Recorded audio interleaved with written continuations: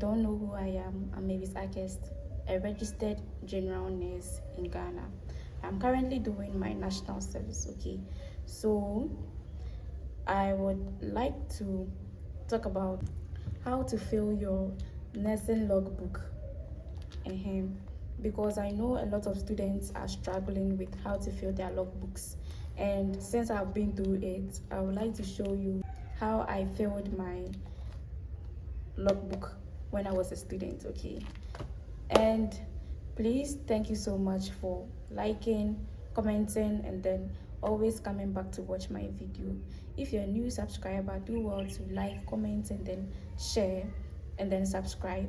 And if you're an old subscriber, thank you so much for always coming back to watch my videos. Another thing is that I'll be posting every Sundays, okay? So each and every Sunday, do well to turn on your notifications so that whenever I post, you get the sound that I've posted. And on Wednesdays too, in case I don't post on Sunday, I'll just post the video on Wednesday or Thursday, okay? So let's dive in. When we say a logbook, now the student logbook is a book given to all student nurses in level 100, and the book entails nursing procedures, okay? So in every page or whatever, you would have to sign when you are going to the clinical field. Now this book is specifically made by the Nursing and Midwifery Council and then the Ministry of Health to be given to all students. And then when it comes to your practicals too, you'll also be signing inside. So that is the basic thing about the logbook. Now every student would also be asked to sign because it contains signatures as well, where you'll be signing in maybe the specialty, the area you went to, you'll be signing. Okay, so the importance of the book is that it serves as an evidence that you have learned something during your clinical stages. Another thing is that it also helps the supervisors or the teachers know that you are learning at the clinical stages. And it also adds up during your final exams, during your licensing exams. It also adds up. So that is the importance of the green book or the logbook. Okay, so now let's learn how to fill the book step by step. So this one is for the RGN, but we also have the midwifery one, we also have the public health one. Yeah, every program in nursing has a logbook for that, okay? Yeah, so do not worry, but I'm using the one I have to teach you. And then when you become a rotation nurse, yeah, you would also get a different logbook for the rotation. But for now, let's focus on the student one. And by the way, my book looks old because yeah, so let's start. So the first page, you will be asked to write your name and then the institution you are in. So if let's say you are in Trevopra, so you are in Pantai, every school you are in, you will just write the school's name there. So since I completed the school, that's the name there. Okay, now this is like the table of contents and those things. And then you go to the identification stage. Like this place, you just write your name, you sign, the school again, and then the year you started the nursing training school. Yeah, then you just write it. Then you leave the completion date blank because you don't know when you'll be completing school. And then the name of your principal or the head of the principal, he or she will sign. You write their names here, or you write your name, you write their names there for them, and then they will sign and then they will stamp. Yeah, so this is our principal, his name, and then yeah. Okay, now this is the main thing about the book. So the book will tell you the areas of experience, and then it tells us that the book has a column. Yeah, we have the classroom teaching, and then the demonstrative room or the practical room or whatever name you call it in your school, and then the ward. So in each section within the book, I'll flip. Yeah, we have a classroom teaching column there, where the teacher responsible for teaching the procedure would sign the date he taught you. You also write it, and then you also sign the classroom teaching. And then we also have the demonstration room or practical room, or the clinical skills. Yes, that room too. You would also when you practice at the practical room, you would also sign. The teacher who taught you there would also sign, and then you also write the date you practice that thing in the demonstration room or the practical room. I hope you get it. And then we also have the column 3, that is the word or field competency. Now with this stage, this is when you go to the ward. Every procedure you get the opportunity to do, you just sign in the book against the supervisor who saw you performing that procedure. You just sign, and then the supervisor also sign, and then you write the date. Yeah. Okay, so now let's start. Okay, so now let's start with the page 1, which is the basic nursing or nursing process approach. Okay, so it has the area of experience, the column 1, column 2, and then column 3. Now I'm using the nursing or the basic nursing part to teach, okay, but the rest of the pages it applies to them. Okay, so it's not something difficult, so I'll just use this one as an example, and then we move from there. Okay, so you go to the area of experiences, you also go to the classroom teaching, the practical room or demo room, and then the word or field competency. So let's say in class, your teacher teaches you the first one, that is assessment of patients. The teacher teaches you how to take history from the patient.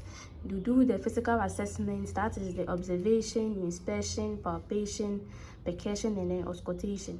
Now when the teacher teaches you this thing in class, you write the date the teacher taught you in class.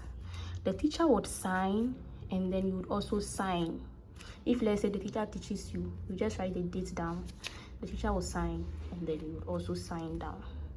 Yeah, it's not by force that instantly sign, no, but it's not something compulsory that immediately you come and sign. But as time goes on, they would also give you the dates where the teacher taught you these things, so don't worry. Okay, so that the whole class can be in uniform. So if you are being taught in class and then you don't have your green book with you, it's not by force. Okay. So when the teacher teaches you in class, and then maybe in the practical room, you also learned these things at the practical room. Yeah, the dates you learned it at the practical room, you write the dates there. Now the supervisor who taught you at the practical room or demo room would also sign, and then you would also sign. Yeah, so it doesn't necessarily mean that, let's say a teacher teaches you in class maybe on 1st September, and then the day you practiced at the practical room is let's say 10th September. You don't have to write 1st September in classroom, and I'm saying a class in practical room, not control the same dates for practical room. No, but the day you were taught in class is different from the day you practice at the practical room. But if let's say you are being taught in the class the same day you practice at the practical room, then that one you can write it there. So for instance, this one I did it 25th. We were taught 25th, and then we did it at the practical room on the 28th. So I wrote it like that.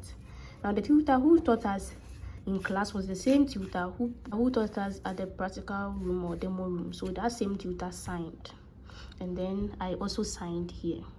So that's how it works. And then if I practiced it at the clinical field, or I practiced it at the ward or something, I'll just write the date I practiced, the supervisor who was there, and then myself. So that is how it works. So I learned this thing February, but then I went to the ward around May to practice it. You get it? So it's not by force that you write the same dates, the same year. No. Or the same date or something. No. And so that is how it works. So every part you do the same thing. When the teacher teaches you in class, you write it. The teacher will sign before you sign. You do it at the practical room. The teacher signs, you sign. You do it at the ward. You write a date.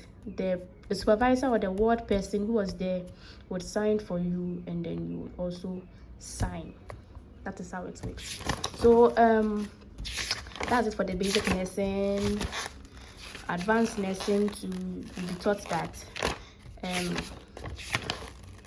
first aid to, so that is it. So the first aid, I didn't do it in the demonstration room, so I didn't sign, but at the ward I did it. So everything you learn at the ward, you just be signing at the ward, because at the end of everything, during your licensing exams, the supervisors will go through everything again, because they want to see if you have learned it. They can give you a procedure during your licensing exams, and then you say, oh, I wasn't taught, and then they will go through the book to check if you were taught or not. And then if in the book you signed that you were taught, it simply means that you don't want to do the practicals, so you'll be failed or something. So please, if you haven't done it before, don't sign. Do not sign. And quiet to say one now before signing, you are signing the same thing, whilst you know that you weren't taught, or you don't even know how to do it. Your friends did it at the ward, but you didn't do it at the ward. Do not go and sign, you see. So with this one like this, we were taught in class, all right, we did it at the practical room, but me, I didn't do it at the ward, so I didn't write anything there. So that is how it works. So for the first aid, the advanced nursing, if you do midwifery programs, that is the gynecological nursing, everything, if you are being taught in the class, you just write it. Not everything will be done at the demonstration room or the ward, so it's not by force. So this ones, we didn't do anything there. I didn't learn anything like that there. So we learned in class, we didn't do it at the practical room, we didn't do it at the ward either. So that is how it is. So every part, traditional medicine, we did in class, we didn't do it at the practical room, but I did it at the ward. I saw some, so I wrote it here. And if, let's say, you don't get maybe a tutor or supervisor to sign for you at the ward, you can let your colleague do it for you. Let your colleague sign for you. Hey, please, oh. But that's what I did at the ending part, okay? Yeah, so, but it doesn't mean that if you haven't done it before, you go and sign, or you let your colleague sign for you. No, but make sure that whatever thing you are signing there, you have done it before. So the obstetric side too, we did it at the demo room. We saw it at the demo room, but man, meaning so much class, and so I signing, so there. So I didn't see anything like that at the ward, and here too. So you see, so we did it at the practical room, but we didn't do it in the classroom. And I mean, a man signing, I don't remember. This is the mental affiliation part. So with the mental affiliation part, when you go to maybe psychiatric affiliation, that is the Pantine or Ankafo or Akhurst, you just like sign. So if you are being taught in class, you sign, and then your tutor signs, and then you write a date there. If you do it at the practical room.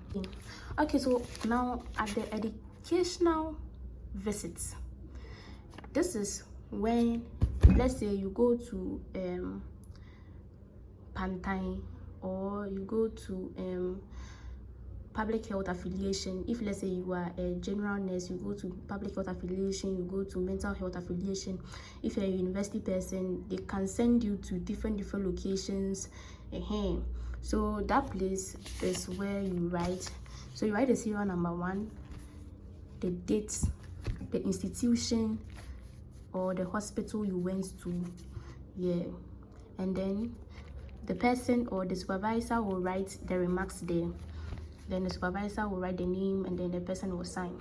But me, I don't know why I didn't write all these things here. I didn't know much when it comes to the book. So I left it blank like that. But I see a lot of people writing the public health affiliation or the mental health. Yeah, so if they go to maybe any affiliation, they write it there. That's how it is. So with this field, this is the list of attachment areas. So the list of attachment areas simply means the clinical field. Clinicals are. This is where you write it. Now with the clinicals, you write maybe serial number 1, the date you did it, the date you went to the hospital. So a school can give you that, okay, you guys are going to the ward for a maximum of 1 month. So you are going on 1st September 2025, and then you will complete on the 30th September 2025. So with that, you write. So you write. So with this one, I went on the 11th to the 23rd of December. So 11th November to 23rd December. So in all, this is the summary. You just write all the dates here. And then the hospital you went to. So I went to Amasaman during that time.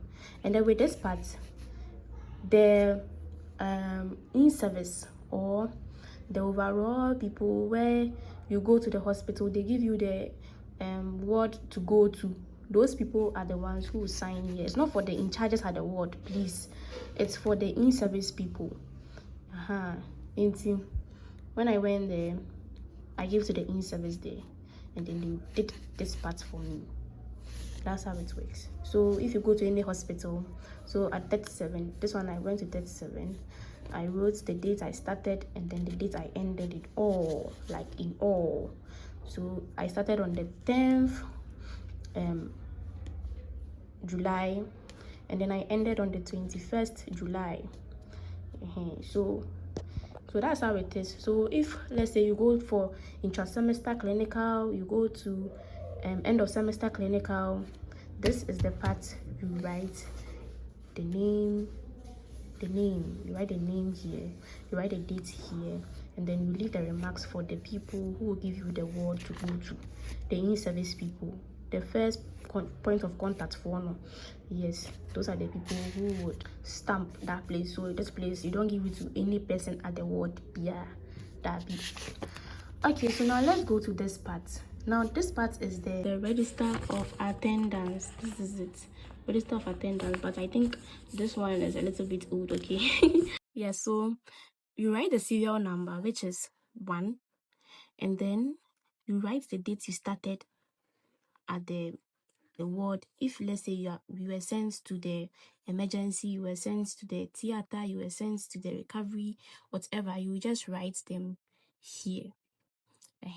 So I went on the 14th of November 2022, and then I ended at that particular ward 27th November 2022. Now for the time in and time out, I went in the morning, that is morning shift 8 o'clock, and then I closed 2 o'clock. So you write the number of times you were going to the work. So if let's say you went for morning shift for 2 weeks, it simply means that when you were going to work, you were given morning and after. You write it 8 o'clock to 2 o'clock. You write it 8 o'clock to 2 o'clock, and then you write the word here, and then you write the number of hours in all. So you calculate, okay? You calculate the number of hours you spent at that ward. Now note that in every ward, you are spending a maximum of 6 hours. So let's say you go for morning shift, you start at 8 o'clock and then you close at 2. So from 8 to 2 o'clock is 6 hours. So 6 hours times 5 days. Now if you are going for morning and afternoon shift, they are all 6 hours. They are all 6 hours, okay? So you just multiply. You multiply, okay? So if you spent 6 hours at the ward, you multiply for 5 days. So 5 days is equal to 30. So if you spend 2 weeks at that particular ward, it's 60 hours. Example like this one. So I spent 60 hours. That is 2 weeks. 2 weeks there. 2 weeks when I'm spending over no. I was going for morning and afternoon shifts. And then if you went for night shift too, night shift is 12 hours. So 12 hours times 4, and then it's 48 hours.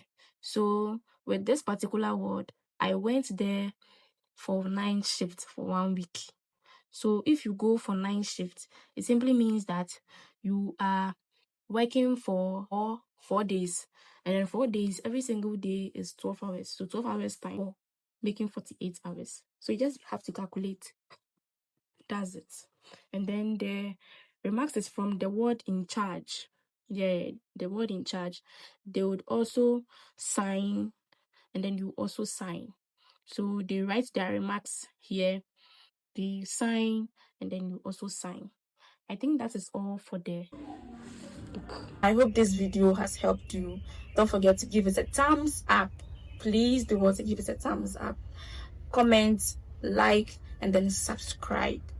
And see you in my next episode. Bye. Mwah.